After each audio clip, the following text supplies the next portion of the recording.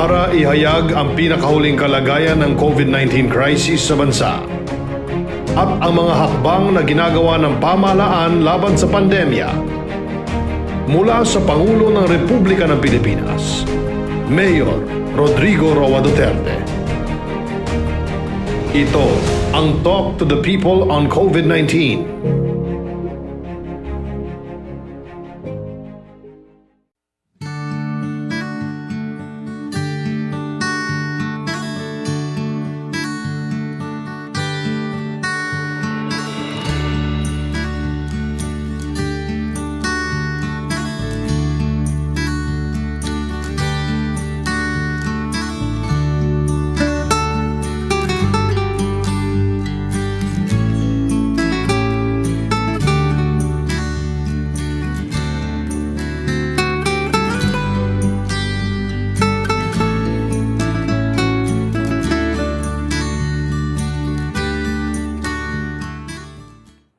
Magandang gabi sa mga kababayan ko.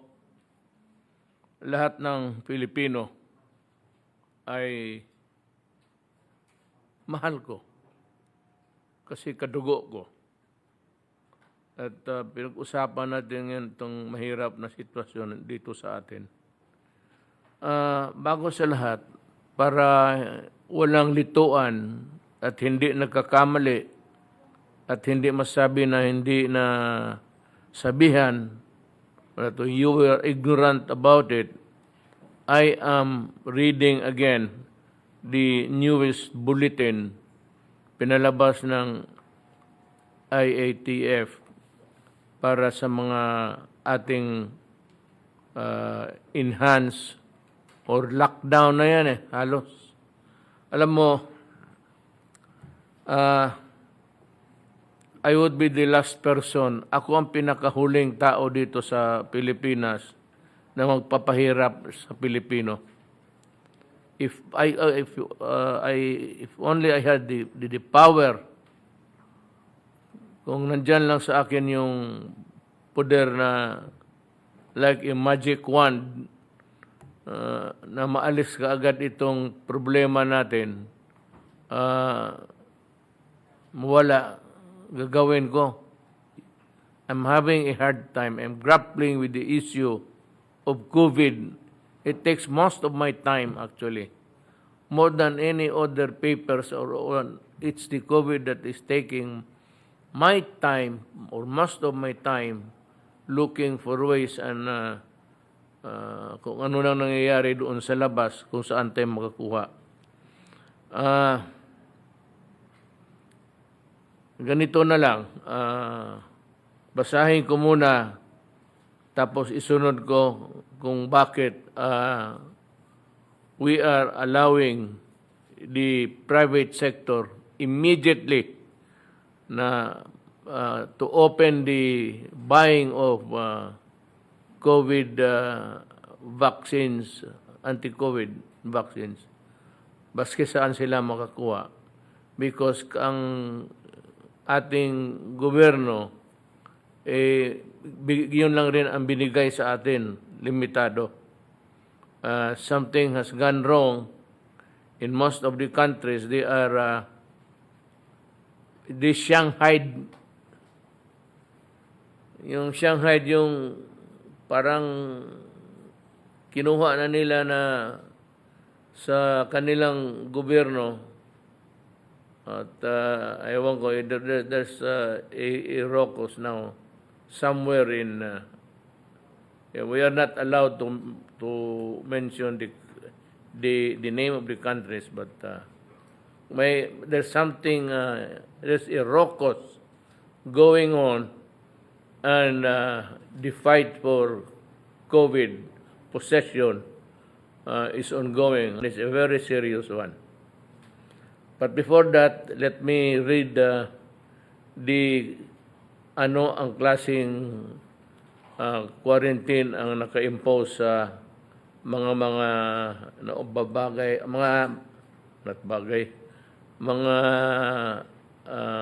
places, local governments na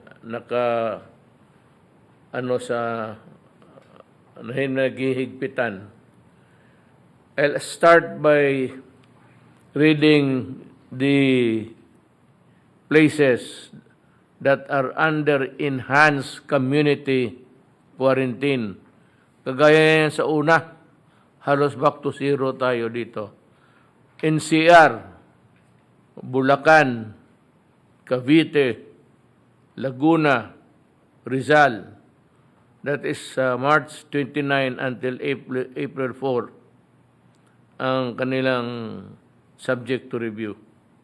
Ang modified enhanced community quarantine, ang Quirino Province, that is April 1 to 15, 2021. For this is escalation of the quarantine, it will be loosened or stricter depending on the result of the surveys. Today, Metro Manila, I think, registered 10,016. Nationwide po, sir. 10,000. 16 po. 16. Ngayon, so, bakit ito mataas eh? Bakit? Patuloy pa rin yung mikrobyo na gumagana sa katawan ng tao dito sa Pilipinas. To continue the modified enhanced community quarantine, City of Santiago, Isabela. Ang general community quarantine, the entire Cordillera Administrative Region. Region 2 is Cagayan, Isabela, Vizcaya. Yung Region 4A, Batangas. Region 8, Tacloban. Region 10, Iligan City. Region 11, Davao City. Ang Barn, kasali ang Lanao del Sur. Dito tayo sa modified general community quarantine. Well, it is for the rest of the country. So aside from those countries the places that I have mentioned, yun yung mga istrikto. Itong the rest of the Philippines, modified general community quarantine lang.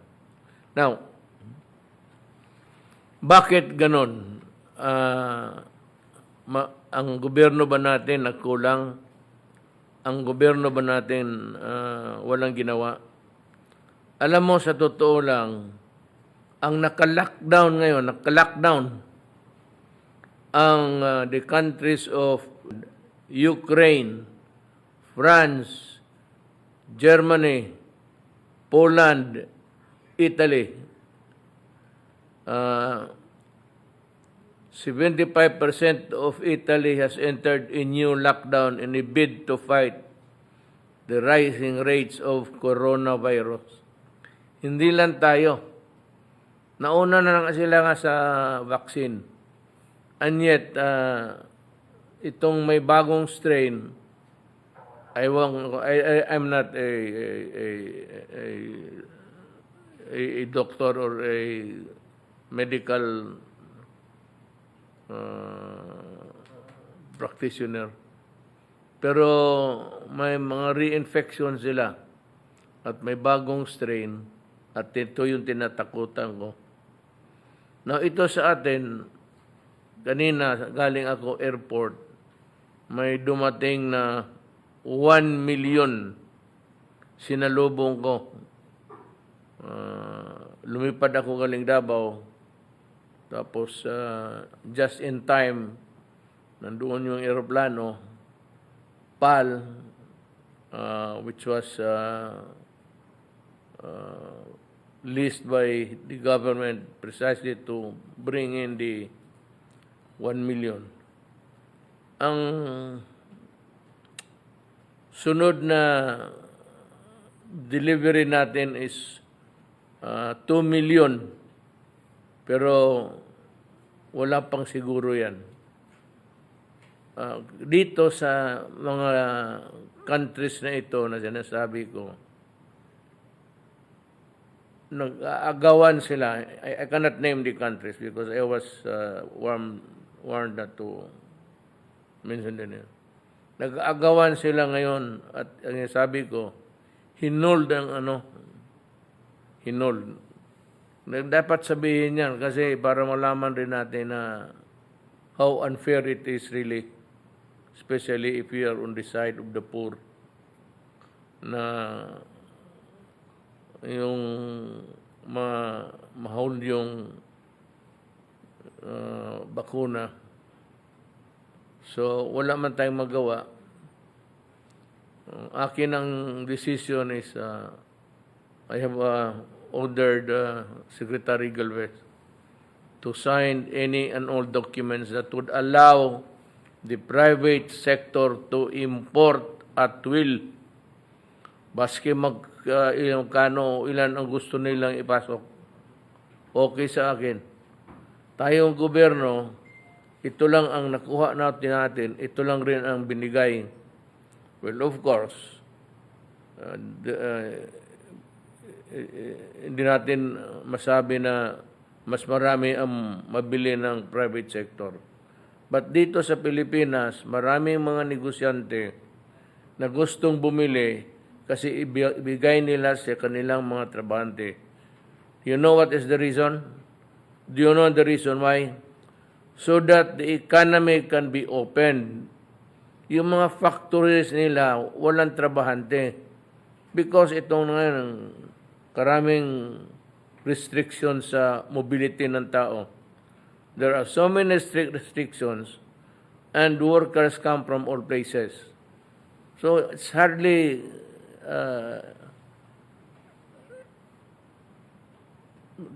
doubly hard for government really to alam mo itong, teka muna ha, let me give you this warning.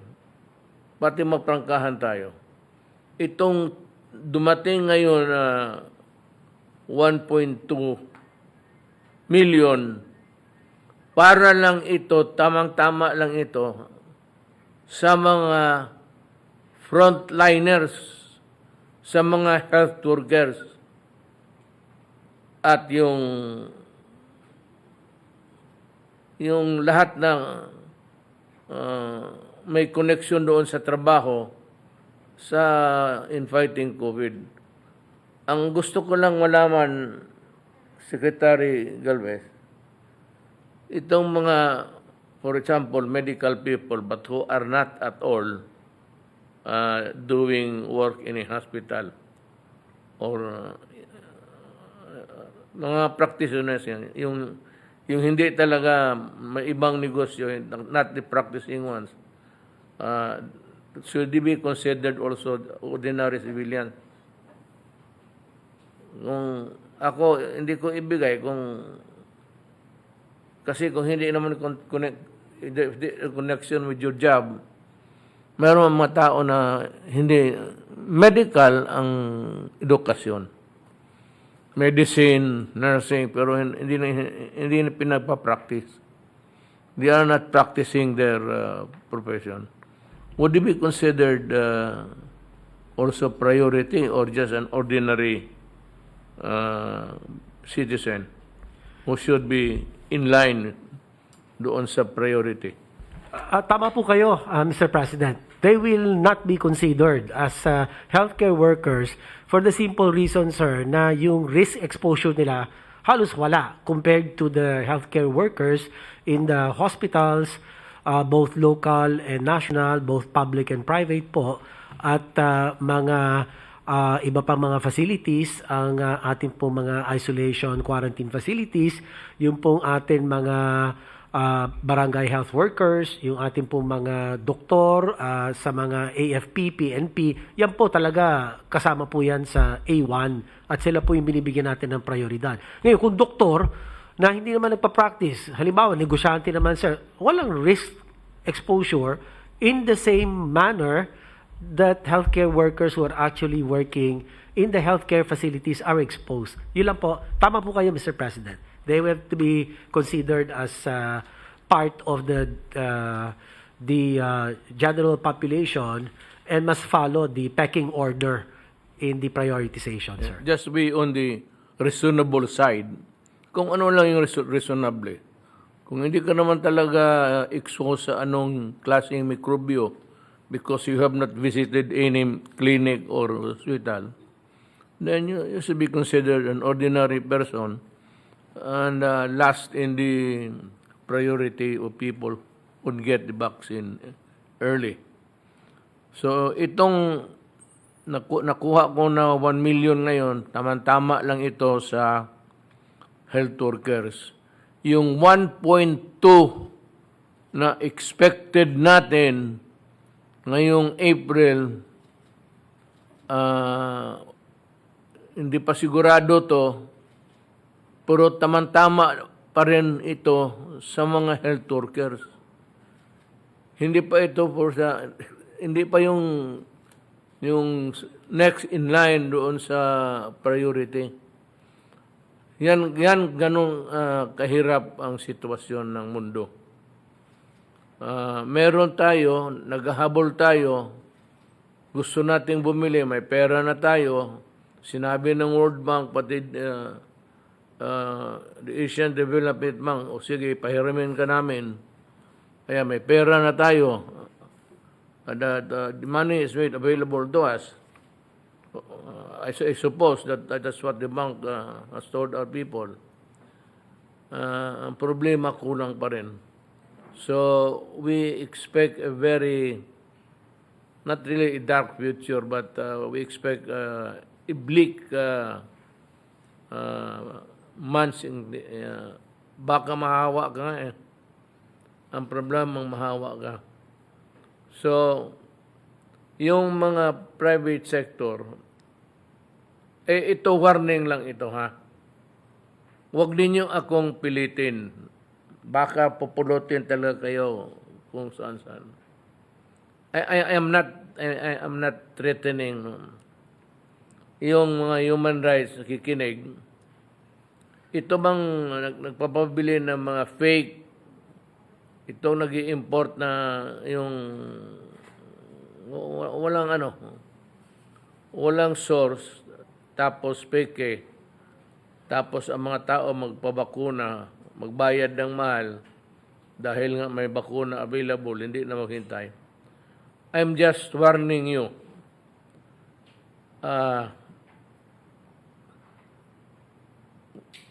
Wag kayong magkamali dito na hirap na ang Pilipino tapos dagdagan mo ng ganitong pamaraan ng hanap buhay, pupulutin ka talaga kung saan.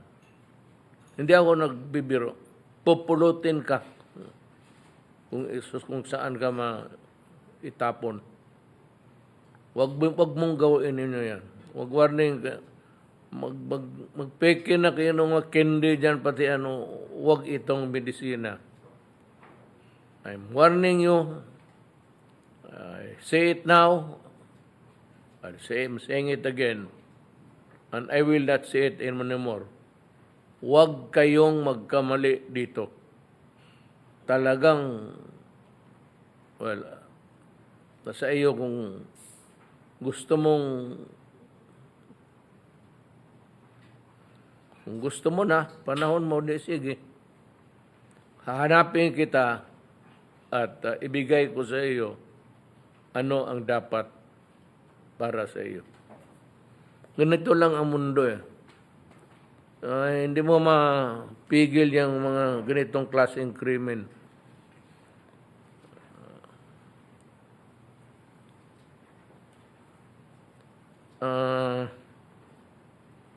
Sandali lang, mayroon pa akong masabi na we are really doing our very best, the best of our best na talent getting the vaccine from anywhere na para minus-minus yung hawaan. Na intindihin ninyo itong mabuti mga kababayan ko. Pag hindi ito na natin, we have to understand government, allow a certain, bigyan mo kami konting medyo stretch your patience and understanding. We're doing our best. We are not a vaccine-producing country. Wala tayong expertise, wala tayong knowledge, medical, scientific knowledge. So, naghihintay tayo. And, alam mo kasi, may mga bakuna, 3, 2 beses itirik.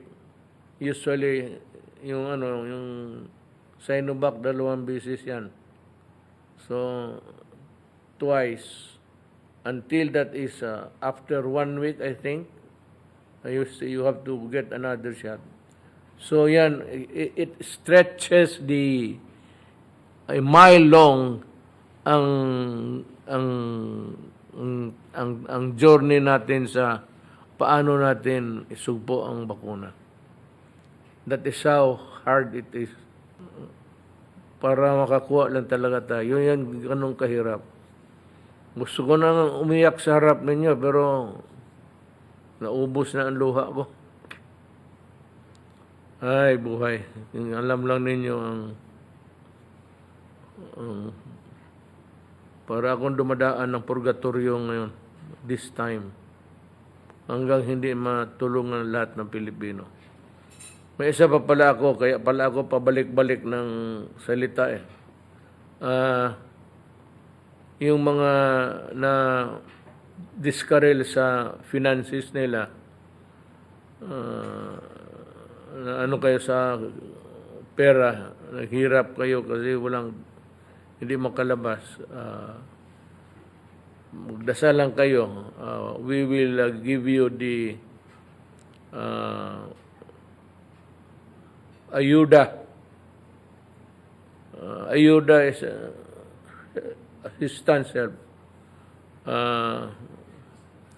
Secretary ng budget, si Wendell Bisado, Del ka hanggang kailan mo maibigay? When can you make the distribution? And explain to us how do you propose to do the distribution this time? Good evening, Mr. President, and everybody in attendance. Very briefly, can I request the Secretariat there to please share the slides? This is how we are proposing, Mr. President, the supplemental amelioration program for those affected by the enhanced community quarantine in the NCR Plus and the 4 provinces. Mr. President, the proposed supplemental amelioration program will be given as soon as we receive your approval, Mr. President, because the memorandum addressed to you is with, if I'm not mistaken, with the Office of the Executive Secretary now. So, do you know if this it is is do you know if it is already in my desk? Yung panggabi ko na study room, wala pa. Because kung nandoon na yan, pipirmahan ko kaagad this time. After this, diretso na ako doon sa bahay. Upuan ko na lang kung saan na ang papel ngayon. But kung wala, I'd like to request the CES to expedite soonest. Sige, Del. Yes, Mr. President, ganito lang po yan. Ito po yung makita nyo sa first column, yung mga local government units na covered at ang total population po nila based on the latest estimates from the Philippine Statistics Authority. At out of the total population, Mr. President, ang i-cover po natin is at least 80%, no? Nung total population. Kaiba ito nung last bayanihan 1 natin, 75 lang. Ito ngayon, talagang dinagdagan pa natin. Ginawa na natin 80%. So kung sa NCR po, ang 80% po dyan, abutin ng mga 11.2 million, sa Bulacan, 3 million, sa Cavite, 3.4 million, sa Laguna, 2.7 million, at sa Rizal, 2.6 million, or a total of 22.9 million. Next slide, please. Diretsuhin kita, may pera tayo. Meron, Mr. President. Meron po. Kakaasa po kayo, may pera po tayo. Ito nga pong funding source natin, 23 billion po. So makita natin dun sa total kanina, umabot lang ng 22.9. So may natira pa tayong konti sa 23 billion. The balance from the BTR certified sources, which will be utilized for this, is pursuant to the authority granted to you under Bayanihan 2. Kasi po ang validity ng appropriations ng Bayanihan 2 was extended until June 30 pursuant to RA 11519. So, ganito po ang magiging kalakaran natin sa pagbibigay po ng ayuda. Next slide, please. Makita po natin na ang ating ibibigay ay 1,000 pesos per individual and not more than 4,000 per family. Opo. So, ang total funding requirement po niyan, kung tagwa 1,000, ay abutin ng 22.9 million. So, yan po ang total funding requirement natin. Next slide, please. Sa meeting po ng IETF kahapon at in the exigency of the need to provide immediate assistance, ang mga pondo po, once you have approved it, will be released to the LGUs for distribution to affected individuals in kind. In kind po, Mr. President, to ensure that food and other non-food requirements are adequately provided. So wala po tayong cash po dito po. We will leave it to the local government units dahil sila naman talaga ang first line of pinupunta ng mga tao na sila po ang mag-allocate nito base po doon sa approval ninyo na at least 1,000 pesos per person. At makakaasa po kayo na once na-approvehan po ninyo, antimano, mag-i-issue na kaagad kami. Nakahanda na po yung SARO at NCA na i-issue namin sa Bureau of Treasury. Tapos ang Bureau of Treasury naman will in turn download na the funds to the LGUs through their MDEs accounts through Land Bank and or DBP or Philippine Veterans. Depende po kung saan lagay yung kanilang mga MDS account. So, ganito lang po kasimple, Mr. President, ang gagawin natin at makakaasa ang ating mga kababayan na kumikilos po talaga kayo para po mapaabot kaagad sa kanila ang ayuda, Mr. President. Let me ask you a question. How sure would we be na dadating talaga doon sa tao na were intended to benefit from this? What I mean is, anong listahan? So, if it's Rodrigo Duterte, Wendell Abisado, you get about 100 in-kind, pagkain, dilata, bigas, ganon. So, how do you check? Opo, Mr. President. Tulad po nung ginawa natin sa Bayanihan 1, meron po silang requirement ng mga LGUs na kailangan po nakalista lahat yung mga beneficiaries.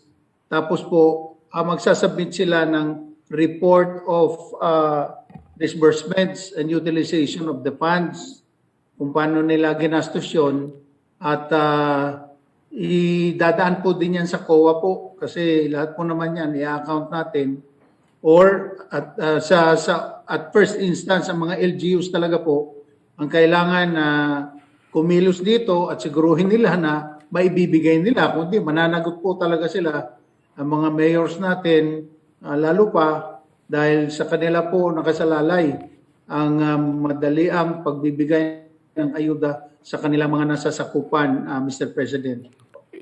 Would the list in the possession of the local government units be the same list that we adopted in the distribution sa bayanihan? Yes, Mr. President po. Ganun na lang. Opo. Kung saan tawagin ng mga mayor, yung nasa listahan, yun naman talaga yung mga beneficiaries na dapat mabigyan. At bigyan, siya na ang magbigay in kind. O, hindi man pera ibigay, in kind. Pero gamitin nila yung listahan na ginamit ng national government sa Bayanihan 1. Para ma-check natin. Ay wala akong ibig sabihin. I mean, I would concede good faith. Pero alam naman nila pagka ganon, down the line, that's what nung yung pantawid na pamigay natin ng pera, I issued a warning, but despite of that, several doon sa baba, nagka-letse-letse. So, demandado sila ngayon. So, hindi ko naman sabihin na, because itong mga mayor to gusto ko na malaman na i-adapt na lang nila yung listahan natin sa Bayanihan 1 because that would ensure that the real benefits are really given to the real person.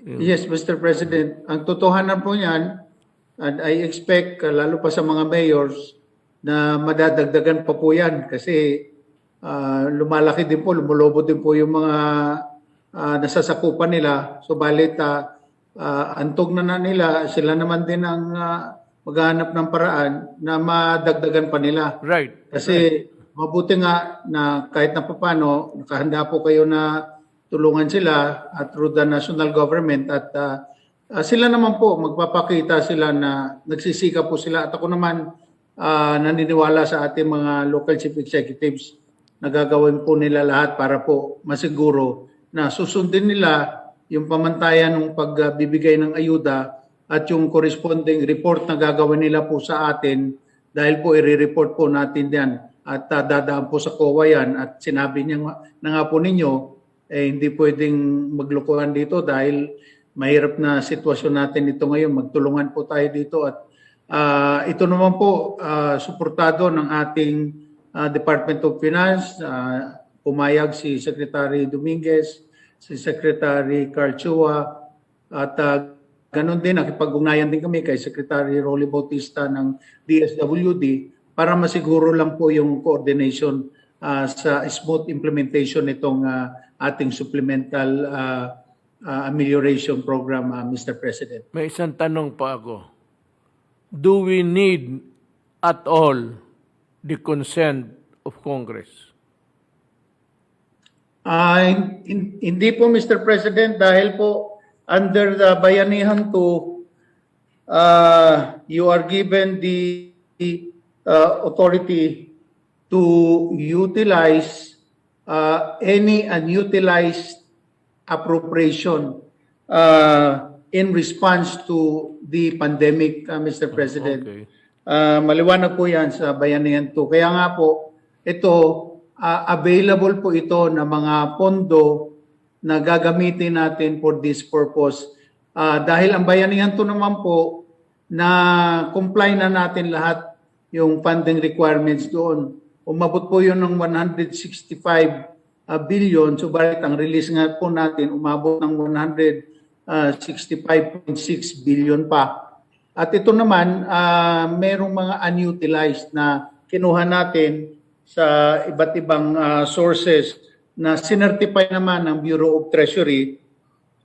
Galing po ito sa debt exchange transactions, sa savings from interest payments, sa additional revenues, sa available cash balances, revenue from government securities, concession fee. Dito po, wala po tayong ginalaw po na budget for this year dahil po ito nga po yung mga sobra na hindi pa natin nagagamit. Kaya maswerte din po talaga tayo dahil kahit na papano masinop ang pagkakamanage natin ng ating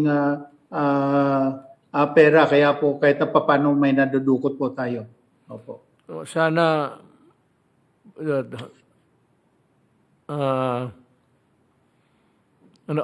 ano ba tayo ngayon?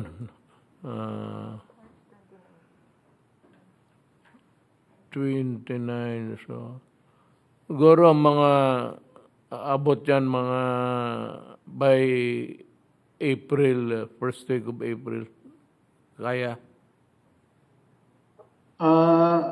Sir, kung Nandiyan mo si... maaprubahan niyo po, kung maaprubahan niyo po kagad, sir, marirelease po kagad yan. So if I sign it tonight, which I'm going to sign, Please sign it tonight.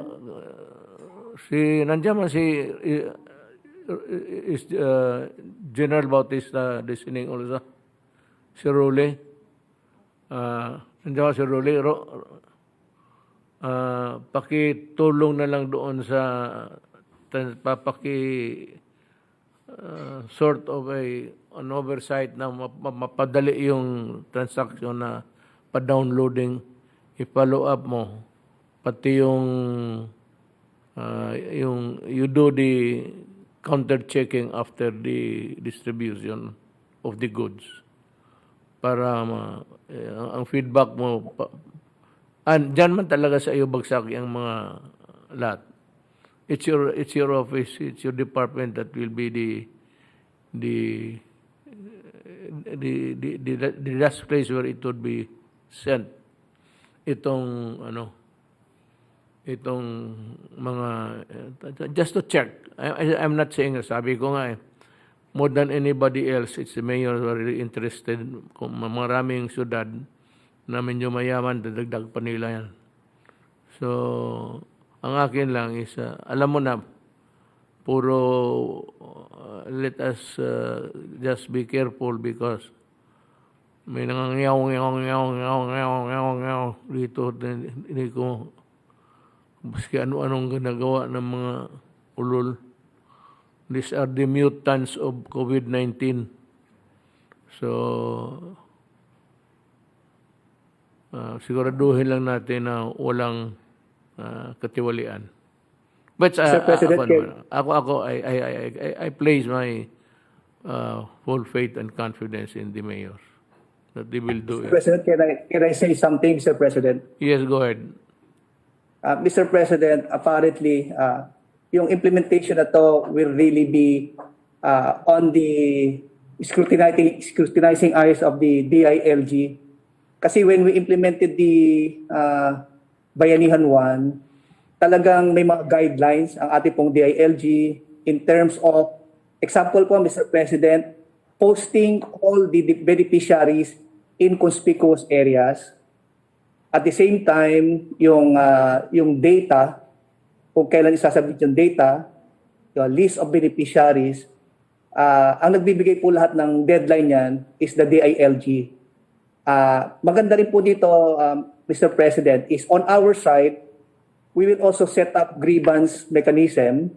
Although sa level siguro, Mr. President ng LGU, they should also have a grievance mechanism.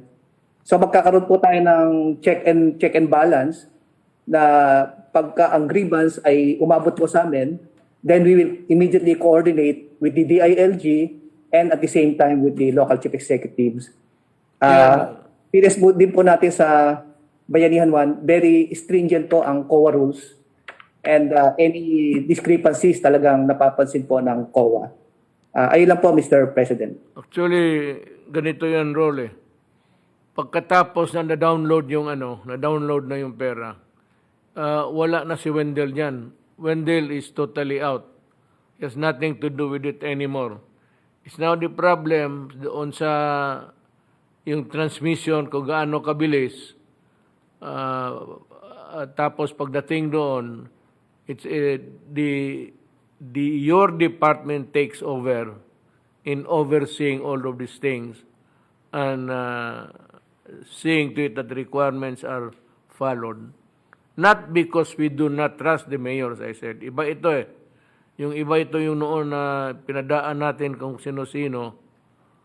Tapos nawala yung ibang pera, nawala. Hindi naman lahat, but there are a lot of complaints regarding the non-remittance of the money. So, itong lahat ng checking, whether it has been complied with, and all of these things, these are within the province of the Department of Local Government. Sa iyo yan, General Bautista. Can we start now with the reports? Ito ha, may isa. Bigyan na ninyo akong isang ano.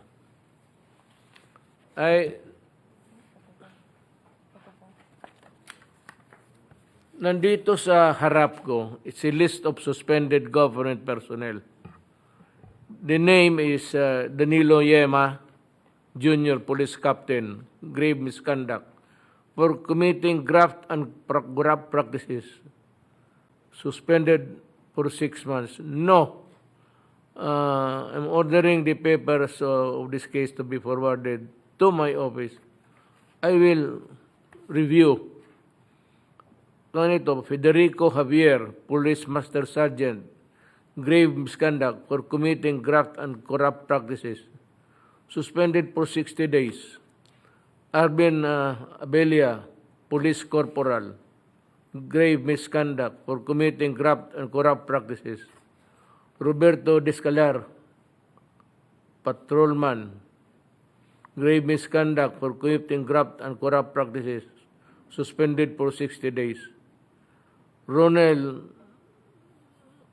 Abarcar, Patrolman, grave misconduct for committing graft and corruption.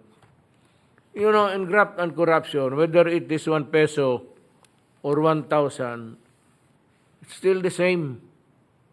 So, pagka itong tanginang graft na ito, pagka graft and corruption, diretso yan, dismissal. Kung sinong opisina nito nag-handle render the decision, kindly forward all of the papers to my office, to the executive secretary. At I do not agree with just suspension. Graft and corruption is dismissal. Police, fireman, mayor's office, o mayor, governor, corruption is a serious offense. Ilagay mo, ibalik mo yan, suspended for 60 days. Magbakasyon lang yan, tapos maggagawa na naman kalukuhan. They should be removed. Basta, I would like to address now to all that sa gobyerno. Basta graft and corruption, dismissal talaga. Do not give me that shit of suspension. It's a very serious offense, and they're parang, you know, they're microbes in the organization, and they will continue to do it again and again until next time mahuli na naman sila another suspension, to which I do not agree. They should be dismissed. Maraming Pilipino sa labas naghahanap ng trabaho. Hindi ko kailangan itong mga... I do not need you in government. Maraming graduates sa criminology every year, sobra-sobra. Tapos magtiis ako sa inyo. Puta, bakit ako magtiis sa isang gago? Marami naman dyan gustong pumasok. Graft and corruption dismissal. That's a 3019, Republic Act 3019 is graft and corruption. The punishments, the penalties there are almost severe. Dito, ilagay mo lang sa suspension, kalukuhan yan. Paalisin mo yan kasi maraming naghihintay ng applicants na matino. Bigyan natin ng panahon yung ibang Pilipino na makapaghanap ng trabaho. Who's going to do the first reporting? Secretary Duque, you have something to say for today? Good evening, Ginoong Pangulo, Senator Bongo, Chair of the Senate Committee on Health, at aking po mga kasama na miyembro ng Interagency Task Force and fellow cabinet members, at sa ating po mga kababayan. Magandang gabi po sa ating lahat. Dalawa po ang bahagi ng akin ulat ngayong gabi. Isa po, una, yung ating pong usual na COVID-19 situationer. At ang ikalawa po, magbibigay kami ng updates on biosurveillance at pinaigting na hakbang para po sa NCR at mga karatig na lugar. Magsimula po tayo sa COVID-19 situationer at ito po ang mga pangunahin mensahe. Una po ay nakitahan natin na patuloy ang mabilis na pagtaas ng ating mga kaso. Ang nararanasang pagtaas ay hindi lamang po nanggagaling sa iisang sanhi, ngunit ito ay dulot ng kombinasyon ng pagsasawalang bahala sa minimum public health standards at sa pagpasakatuparan ng prevention, detection, isolation, treatment, and reintegration na mga pamamaraan para masugpo ang COVID-19. Lalo na ang halaga ng pagtapos ng isolation o quarantine period at ang pagtaas ng mobility ng mga mamamayan kasabay na pagbagal ng ating pagtukoy o pagdetect sa mga aktibong kaso. Ito ay maaari rin napabilis ng mga variants katulad po ng UK variant at ang South African variant. Kasabay ng pagtaas ng mga kaso, tumaas rin ang ating healthcare utilization rate at the regional and provincial levels, kabilang ang ating mga highly urbanized and independent component cities, pati na rin ang ating pong mga ICU utilization rate.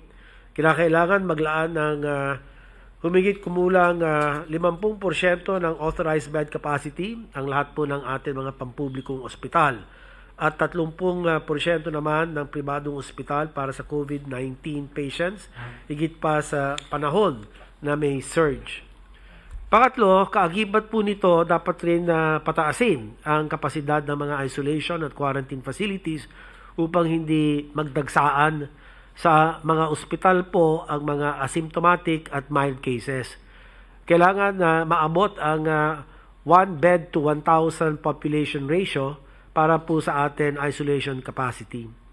At hanggat maaari po, tanging 10% lamang ng mga close contacts ang nagka-quarantine sa mga bahay. Ito po sana ay masunod at isang mariin na paalala para po sa atin mga local government units. So kabilang po ang intervention ng paglunsad ng information and education campaign upang maihatid po sa atin mga kababayan ang wastong impormasyon ukol dito. Kasabay nito ang iba't ibang communication materials na patuloy na nagpapaalala at nagbibigay ng impormasyon tungo sa sapat at mahusay na pagsunod sa ating pong public health standards. Hanggat may nakikita tayong pagtaas ng mga kaso at hindi pagsunod po sa mga ito, ay hindi po kami mapapagod na ipaalala kasama ang ating pong task group on strategic communications, pinangungunahan po ng ating spokesperson, si Secretary Roque, at ang atin pong sabay-sabay na binibigyan na diin ang mga paalala katulad ng una, manatili na lamang tayo sa bahay o sa tahanan kung hindi naman kinakailangan lumabas. Kung may kasama tayo sa bahay, ugaliin natin ang wastong pagsuot ng face mask. At kung hindi maiwasan at kailangan na bumili ng mga pangunahin na bagay o pangangailangan, ay dapat naka-face shield ng tama, hindi po nasa itaas ng ulo. Pangatlo po, siguraduhin natin maayos at sapat ang daloy ng hangin sa ating mga tahanan. At pang-apat, makipag-ugnayan agad sa ating mga barangay health emergency response teams kung meron tayong pong naramdaman sintomas ng COVID-19. Hindi po dapat dumidiretso sa ospital. Para po sa mga nakararanas ng mga bahagyang sintomas ng COVID-19, mangyaring manatili tayo sa mga quarantine and isolation facilities na handang magbigay ng karampatang kalinga kaysa sa mga ospital na mas nakatuong tumugon sa mga pangangailangan po ng mga malubhang kaso ng COVID-19. Ang mga pampubliko, mga pasilidad ay sapat at maayos upang kayo ay matugunan sa inyong mga pangangailangan. Tungo sa ating pong kaligtasan, ipagpatuloy natin ang pagiging bida bastonero sa ating pong mga komunidad. Ito na lamang po magtatapos ang akin ulat, Ginoong Pangulo, at ako po ay handang sumagot po sa inyong mga katanungan. Salamat po. Salamat, Secretary Duque. I would call on Secretary Galvez. You have a report? Yes, sir. I have a report, sir. Go ahead, please. Magandang gabi po, Mr. President, Senator Bongo. Sa atin po, meron na po tayong 668,018 healthcare workers vaccinated as of March 29, as of 3 p.m. At nakikita po natin sa ngayon talaga na tama po yung sinabi niyo po na may tension tayo sa supply, considering that the different countries are escalating and their vaccination. So with this, they are prohibiting from exporting from their production. So ito po ang nagiging talagang problema po natin ngayon. At talaga nakakaroon po tayo ng severe acute shortage ng ating global supply. And then talaga po marami pong variants po na appearing across the world, requiring investigation, triggering caution on border control. So marami pong mga different variants ang lumalabas. At ang mga ito po ay talagang napapabilis ang pag-mutate at nagkakaroon po ng very accelerating transmission. Next slide, please. And with this, napag-usapan nga po ng mga expert kanina at saka po yung private sector na kailangan talaga, yun nga po, sinasabi nga po ni Sir Paul Dominguez na we have to plan for a possible re-injection of jobs. Maybe next year. It will be an annual activity considering that the variants are very persistent. So, nag-calibrate po tayo ng plan. So, ang plano po natin ngayon, Mr. President, ay 2021, 2022, at saka 2023. So, 2021 po, itong tinatawag nating containment strategy to have and achieve steady supply of vaccines and scale up our vaccination through mobilizing the national government, the LGU, and the private sector. So ang plano po natin ay magkaroon tayo ng scale-up vaccination sa April and May. We are targeting to have 500,000 to 1 million per week. And then June, July, kung nandiyan na po ang ating mga supply, we will be targeting 2 million to 3 million per week. And then August, December, 3 million to 5 million per week. Ito po, very bold po ang ating target. So that kung just in case magkaroon po tayo ng slippage, at least medyo mataas pa rin po yung ating vaccination rollout. And then also, in order to achieve yung herd immunity, kailangan talagang we have to maximize na magkaroon tayo ng vaccination na more or less 450 to 500 a day. Ang ano po natin, ang pinaka-target po natin is we will have a better Christmas 2021. And then ang ano po natin, ang talagang target natin is the complete elimination of COVID-19 disease. So with that, we are communicating with the different manufacturer na nagde-develop po ng mga tinatawag nating booster vaccines, ng mga second generation and third generation vaccines that can prevent yung and also neutralize and eliminate including yung mga variants. So ang ano po natin is really to eliminate the COVID-19 disease by active participation ng mga pharmaceuticals natin. Yung sinasabi niyo nga po, Mr. President, na we will already authorize the pharmaceuticals to directly communicate with them so that we can have yung tinatawag nating vaccine security by 2022 po. And then also, we are looking forward that by that time, we have fully recovered our economy.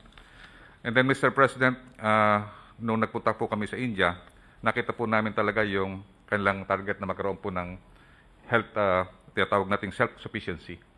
yung pangarap po natin na magkaroon po tayo ng mga vaccine ay kung titingnan po natin, noong 1939 po, tayo po ang donate sa China ng mga vaccine. At yung yung kinakausap po namin yung vaccine expert panel, parang naaalala niyo po, yung sinabi niyo po na nagkakaroon tayo ng parang reward para sa 50 million. Kung sino man na makakadevelop ng vaccine sa COVID-19, maybe we can remember that. And I believe we can push forward na magkaroon po talaga tayo ng self-reliance sa vaccine. Kasi po, nung nag-usap po kami ni Ambassador Bacaching, Mayor, sinabi niya po talaga na kailangan talaga na magkaroon po tayo ng tinatawag na health security. Meaning, ang ating mga gamot ay mapababa po kung meron tayong sariling manufacturing capability dito sa ating bansa. Na ginawa po ng India when they were given independence by the British government. So yun po ang isang nakita po namin na magkaroon po tayo sana ng, aside from the Universal Healthcare Law, magkaroon po sana tayo ng Health Security Act na yung ating DOH at ang ating healthcare system will be modernized. Parang katulad po ng modernization na ginawa po natin sa Armed Forces of the Philippines. Para makakop po tayo sa susunod na mga tinatawag na pandemic. So to 2023, at least we can start yung health self-sufficiency to next pandemic so that we can prepare just in case na magkaroon po ng next pandemic. Next slide po. So ito po sir ang status ng rollout po natin sa ngayon. Meron na po tayong 1,233,500 na na-deployed na vaccine, which is comprises yung 80% of our total vaccine. Kasama na po ito yung 400,000 na dumating nung donation po ng China. So sa ngayon po, meron na po tayo na vaccinate na 668,018, which comprises yung 81.65 ng ating target na first dose. May na-deploy na po tayo ng first dose, so malaki na po ang nakuha natin, more than 80%. And then also, 43.79% over the total vaccine deployed, and 39 or 40% over the total 1.7 million health workers. So meron na po tayong more or less 40,000. Kung makita po natin, Mr. President, kung makita natin yung total vaccination natin, nag-i-increase po. So first week, 35,000 po ang ating total na na-vaccinate. Nung second week, 170,862. Nung third week, nagkaroon na po tayo ng 179,626. And then nung fourth week, meron po tayong 279,028. Ngayon pong week na to, because of the lockdown, in-expect po namin baka bumaba kasi yung iba po hindi makalabas.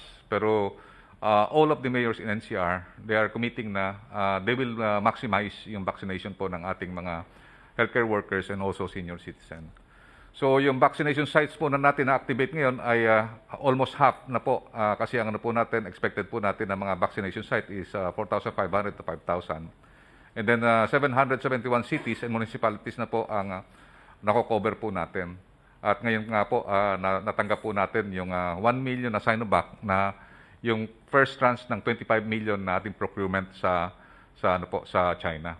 Sa April po, sigurado na po yung 1.5 million, Mr. President. Sa April, meron tayong Sinovac at meron na po tayong 2 million sa May na pirmahan na po namin ni Secretary Duque yung procurement order.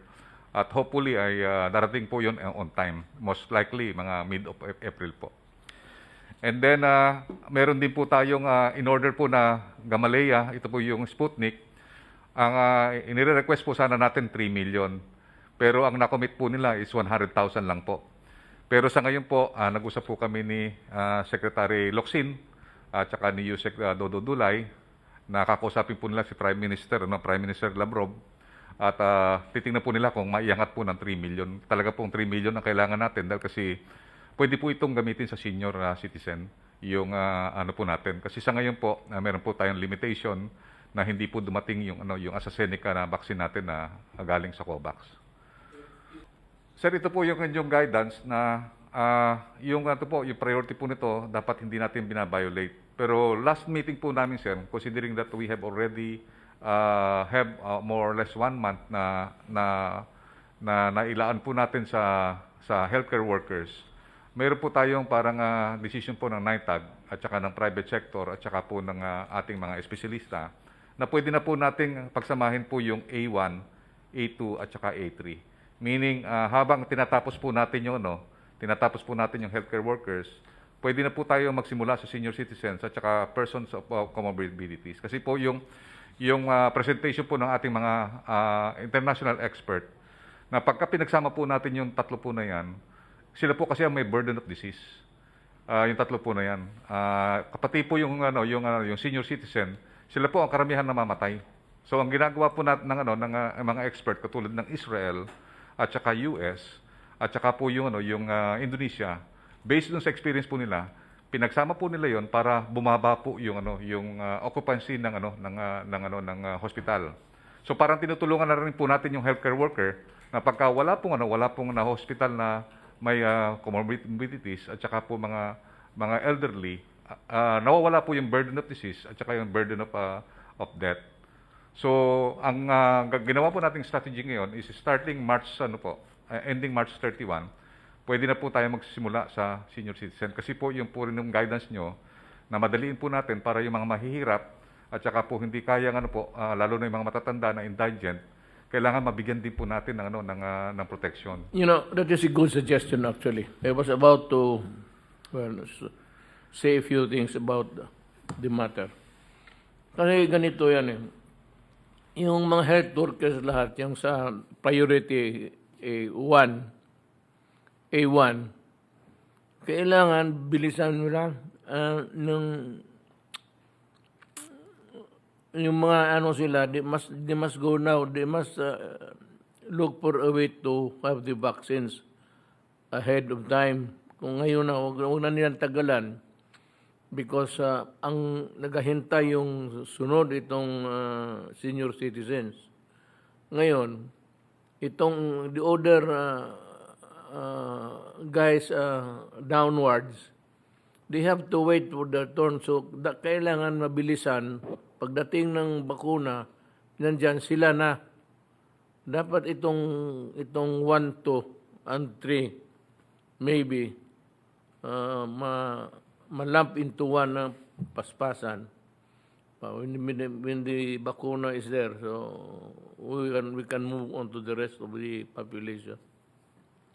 So, that's what I'm about to talk about. Sir, sinabi rin po ng expert kasi kailangan we are racing against time. Dahil mabilis po yung virus at saka yung mga variants. Kailangan i-concentrate daw po natin yung vaccine sa Metro Manila at saka sa mga karatig niyang area. Kasi kung hindi po natin sila maunahan po tayo, maraming mamamatay na mga elderly at saka mga may comorbidities. Tinatamaan po yung mga may sakit sa puso, yung may renal patient. Pagka tinamaan po yan, talagang almost 50 to 60% talagang mamamatay po yan at saka talagang magkakaroon ng severe may intubate. So ang sir, ang recommendation ng ating mga NITAG experts at ating mga from the health professional doon sa mga private sector, ang sabi po nila, we have to concentrate our effort para ma-contain kaagad natin at magkaroon ng herd immunity yung Metro Manila para makalaban po kaagad sa disease. Kasi ang nakita po natin, at least po natin yung 25% or 25 million na target natin nationwide, makuha po natin kaagad yung percentage ng 25% na kasi 25 million po yung target natin para po mawala yung burden of disease at saka burden of death. Kung maano po natin ng Metro Manila na 25% to 30% po yung makuha natin sa Metro Manila, makuha natin kaagad yung mga senior citizens at saka yung mga vulnerable. Bali po babagsak po yung tinatawag nating yung hospitalization at saka babagsak din po yung yung death. So ginawa po natin yung 1.4 million po natin. Ang ginawa po natin sa 1.4 million na Sinovac, i-deploy po natin po yan sa more or less 800,000 dineploy po natin sa Metro Manila area at saka sa 4 provinces and also Davao and Cebu. Yung mga matataas po yung mga po natin yung mga kaso. So yun po ang po natin na parang ang ginawa po natin, pinagsama na po natin yung A1 at saka A2 at saka A3. And we are recommending also na para magkaroon po na tinatawag nating identifiable segments kasi co-equal din sila, pwede natin din pagsamahin yung A4 at saka yung A5. And then next, Next slide, please. And then ito pong B1 to B5 para hindi na magkaroon ng sir. Kasi sir, nagkakaroon po ng selosan. Bakit ako hindi kasama? Ako rin is essential worker. For example, bakit nauna yung overseas Filipino o nahuli yung overseas Filipino sa government workers. So ang recommendation natin sir, para simplify natin, pwede natin pagsamahin na yung B1 at saka B6 na co-equal po sila. Kasi parang ganun po nangyayari. Ako, nagtatrabaho rin ako. Ako rin frontliner din ako. So ang po natin, pwede natin gawin na the possibility na pwede natin i-combine yung B1 at saka hanggang B6. Kasi po yan talagang frontliners naman po yan Isang sila, they are frontliners. Either government or economic frontliners. Next slide please.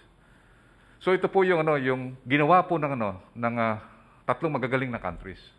Ang ginawa po ng Israel, nung naka 15% po sila ng healthcare workers, tinira na po nila yung elderly. And then pagka once na naka 50% sila sa elderly, tinira nila yung merong mga may sakit at saka nandun sa home of the aged. Ganon din ang ginawa po ng US at saka ng Indonesia. So yung A1, A2 at saka yung A3, pinagsama na po nila. So ngayon po nung March 1, nag-start na po tayo sa A1. Ngayon po 39% na po tayo sa 39% na po tayo sa A1. So most likely, pwede na po natin magsimula tayo sa April 1, startan na po natin yung A2. Kasi po kung magko-concentrate tayo sa mga Metro Manila, tapos na po ng Metro Manila yung hanggang BHERTS, yung mga barangay health workers po natin. So ang susunod na din sir, yung mga senior citizen at saka yung may comorbidities. So pinaghalo po nila ngayon yung A2 at saka A3. And then sa May sir, pwede na tayo mag-start po pwede na tayo sa May, pwede na tayo mag-start sa A4 at saka sa A5. Kasi po yung sinasabi niyo nga po na naiinip na yung mga mahihirap. So yung A5 po, yun ang mga indigenous na tao. Yun po yung nandun po sa mga nakita natin mga informant settlers. And they also have the burden of the disease with that.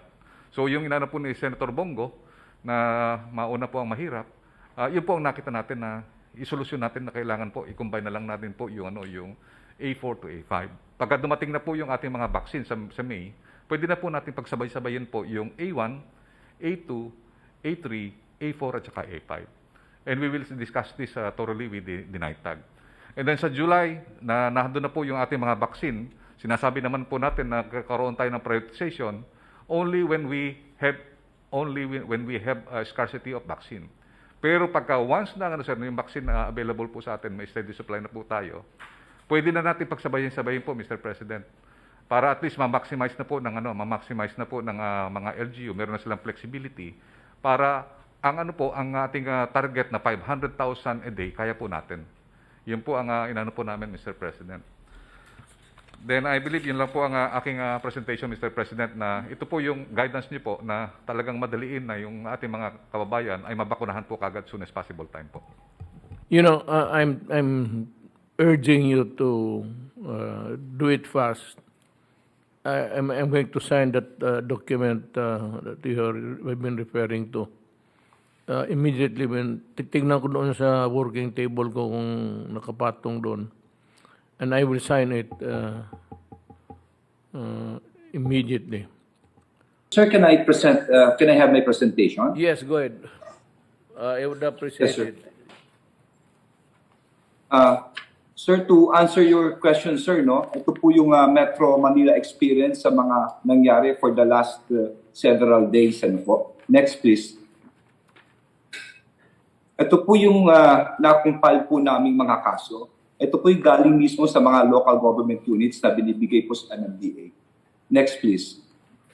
Nung huli po kami, kasama niyo po nag-briefing sa bayan, ang report po ng aming active cases ay 23,963. In a difference lang po ng 4 na araw, Mr. President, tumaas na kagad ng 888 po sa Kalakang, Maynila. Next, please. Well, yung pong pinag-uusapan natin kanina about contact tracing, about swabbing, talagang tama po kayo, magastos.